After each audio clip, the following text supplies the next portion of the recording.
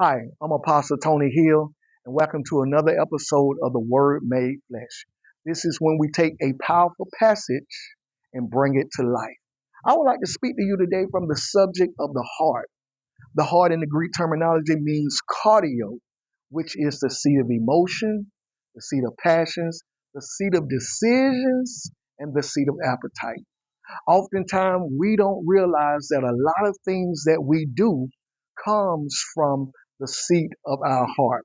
Proverbs 4 and 23 says, "Keep thy heart with all diligence, for out of it flows the issues of life." What is it saying? It is saying that when you guard your heart, you often guard your conduct.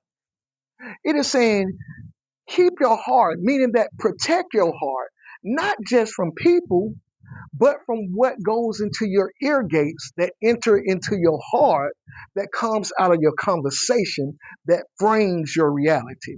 Oftentimes, we don't understand that it is not so much the company that we keep, but it's the conversations that we have that fills our heart with negativity.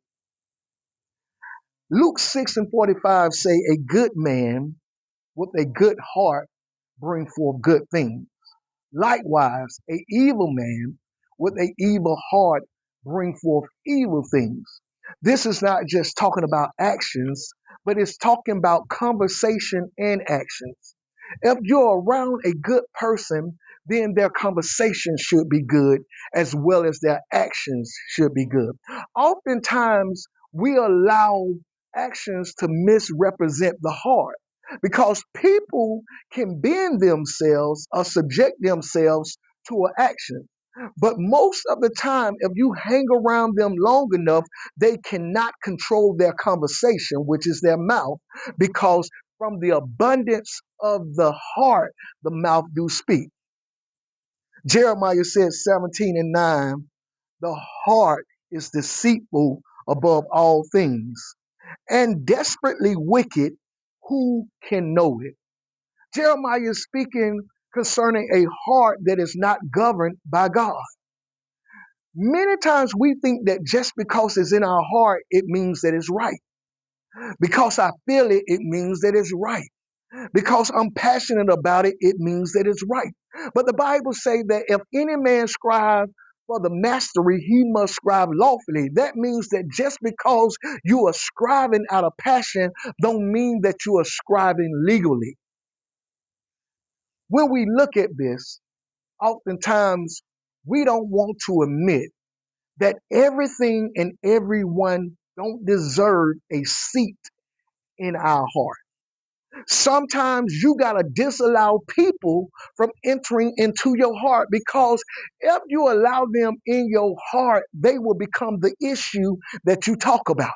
You gotta disallow certain conversations to enter into your heart, because if you allow it in your heart, that will be the abundance that comes out of your mouth, and what you speak will always shape your reality.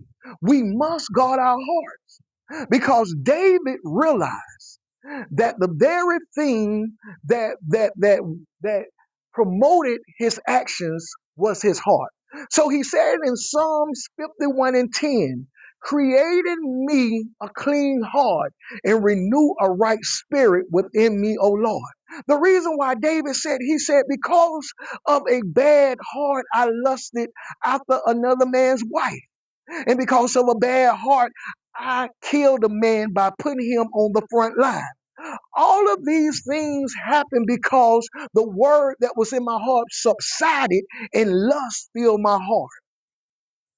David came to the realization that it wasn't just my actions, but it was my heart. And my heart led me to have certain conversations and give certain commandments. This is Apostle Tony Hill with another episode of the Word Made Flesh, where we take a powerful passage and bring it to life. You all have a blessed day.